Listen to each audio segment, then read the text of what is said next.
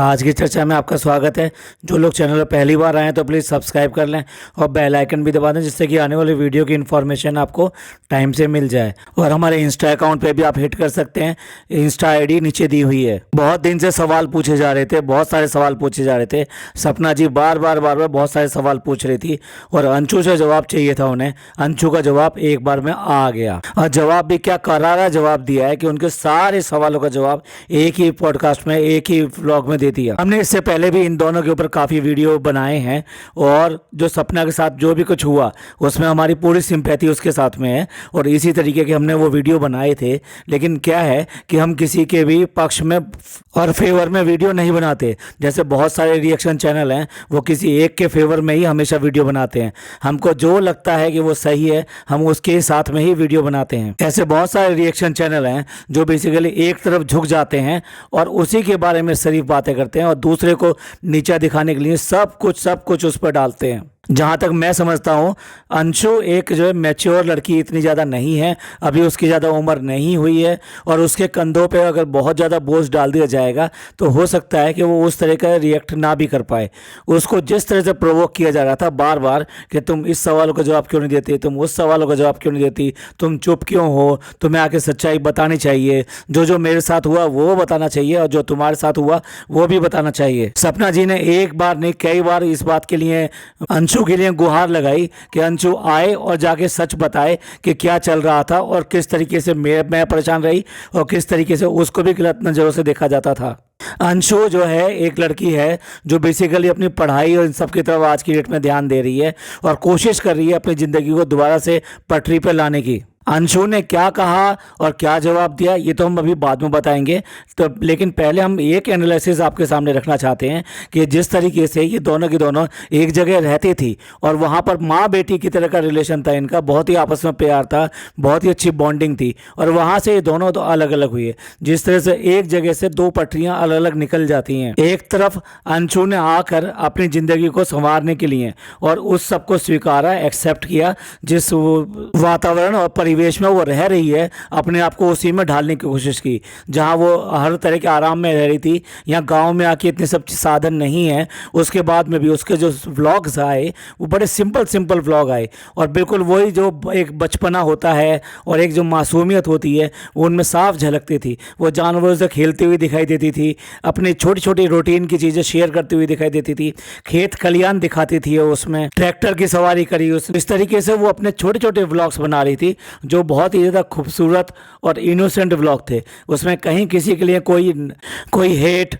कोई बुराई, कुछ भी ऐसा नहीं था। वो सिर्फ अपनी ज़िंदगी को वहाँ पे दिखाने की कोशिश करती थी। तो देखा जाए तो जहाँ दूसरे व्लॉगर्स के बहुत ही बनावटी, प्रैंक वाले, स्क्रिप्टेड व्लॉग आते हैं, वहाँ उसके बड़े सिंपल से व्लॉग आते थे। नो डाउट उसको भी इस बात का दुख था कि वो किस तरीके से सपना से बिछड़ गई और उसका प्यार साफ झलकता था। जिस तरह से सपना वहाँ पर मिलने के लिए गई थी और वो भाग कर उसके गले लग गई और लगातार बहुत ज़्यादा रोती रही थी। इससे दिखाई देता है कि उसका प्यार बिल्कुल भी बनावटी नहीं था और ना ही वो बदली थी। वो आज भी उसको उसी तरीके से चाहती थी और प्यार करती थी। तो एक तरफ अंशु जिस तरीके से अपनी ज़िंदगी में आगे बढ़ रही थी, अपने दुख को साथ में लेकर, अपने ये सारी चीज़ों को समेटकर एक बार फिर खुशी की ज़िंदगी की तरफ बढ़ रही थी, वहाँ सपना ने पहले अपनी तरफ खींचने की कोशिश करी और उसको उसकी चीज़ें लौटाई। उसके बाद में वो चैनल वाला राग छेड़ दिया कि चैनल मैंने आपको दे दिया और अब मेरे पास नहीं है। उसने सिंपली कहा कि मेरे पास नहीं है, मैंने आपका चैनल नहीं लिया और अल्टीमेटली चैनल की इस आवाजाही में कि किसके पास है किसके पास नहीं है, वो चैनल ही डिलीट हो गया। या ये कहिए कि कोई तीसरा इसमें फ़ायदा उठा गया इसका और सारा का सारा मत्था इसमें किसके ऊपर मरा गया, अंशु के ऊपर मरा गया। जबकि वो मैच्योर है, सपना ये सब समझती है कि क्या है क्या नहीं है, फिर भी उसको जो है सारी चीज़ें अंशु की बुरी लगी। जब एक बात बताइए ना कि वो लड़की इतनी मैच्योर ही नहीं है कि वो दो तीन चैनल चला सके।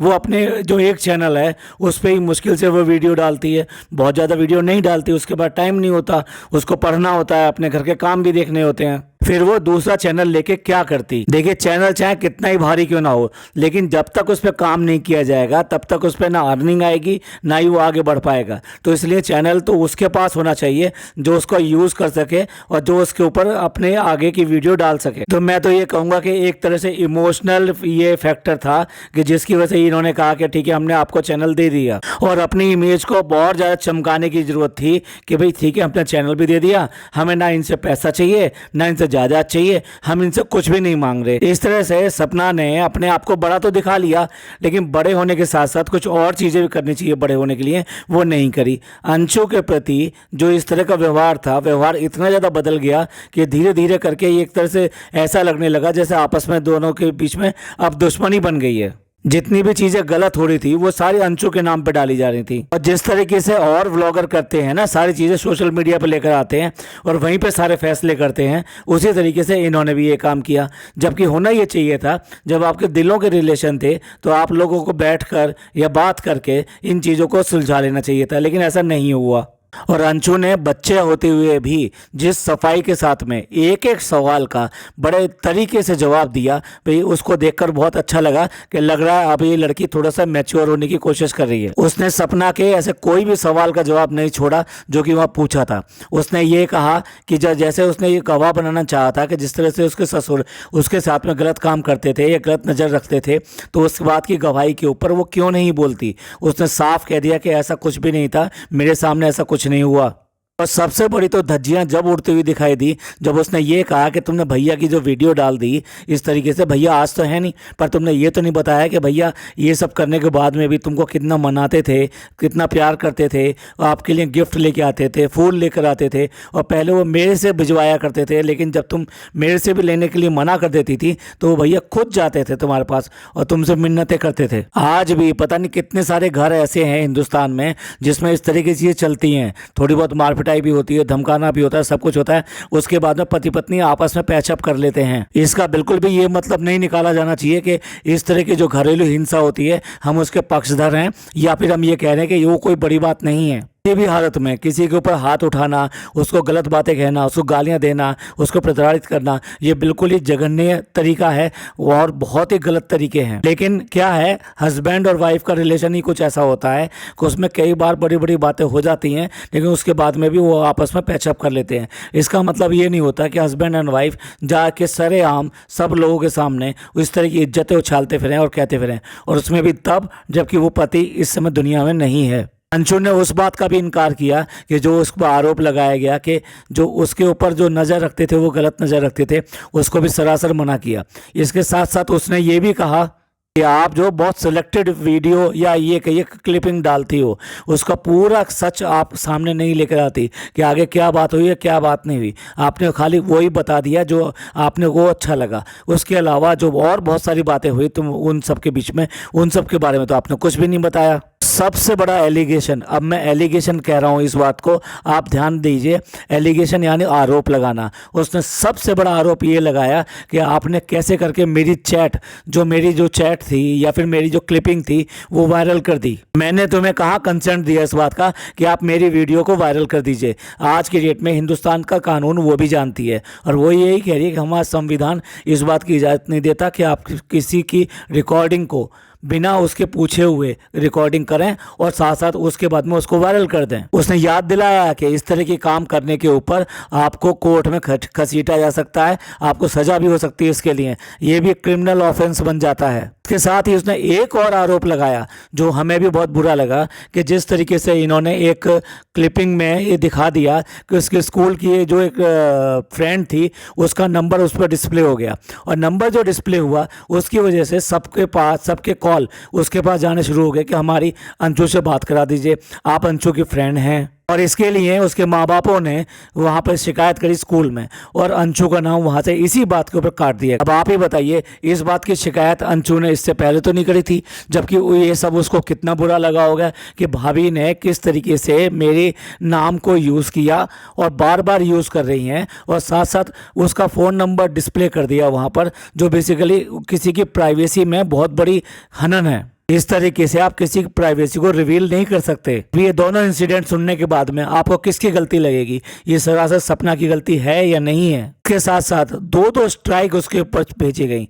अरे भाई, तुम्हारे कभी ऐसे रिलेशन रहे हैं माँ बेटी जैसे, तो माँ बेटी में कैसे करके, अगर मान लो बेटी मान लीजिए गलत भी है तो माँ कभी गलत नहीं हो सकती, तो फिर कैसे करके इन्होंने एक के बाद एक 2 स्ट्राइक दे दी उसको? भाई उस लड़की को चैनल का तो पहले से ही जो लालच नहीं था, एक चैनल जो वो चल रहा है उसका वो उसको चला रही थी।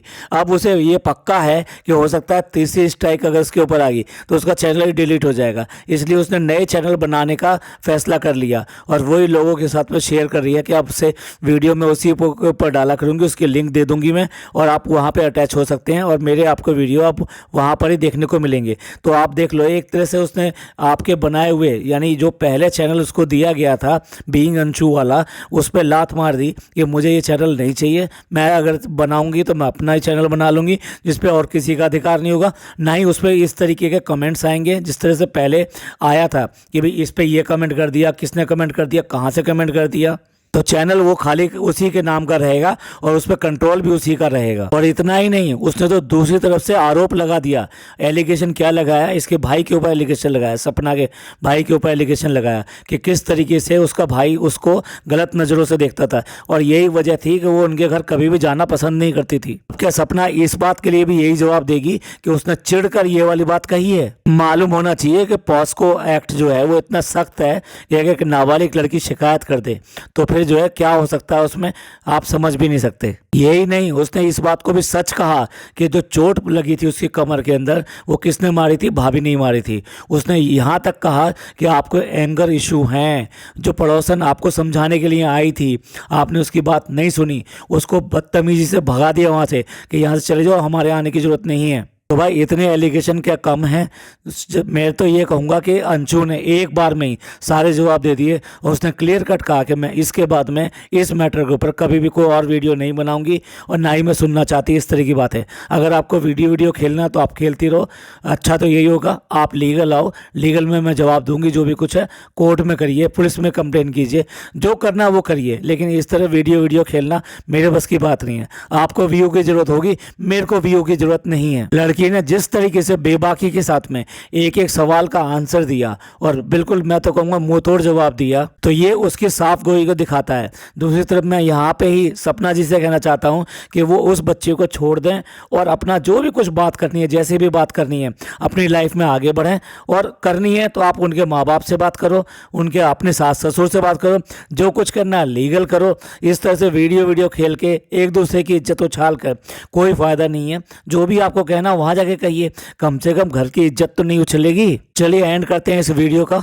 ये पॉडकास्ट आपको अच्छा लगा हो तो प्लीज़ लाइक कीजिए, सब्सक्राइब कीजिए, शेयर कीजिए। आप इस सब के बारे में क्या सोचते हैं प्लीज़ कमेंट करके ज़रूर बताइएगा। थैंक यू, धन्यवाद, शुक्रिया।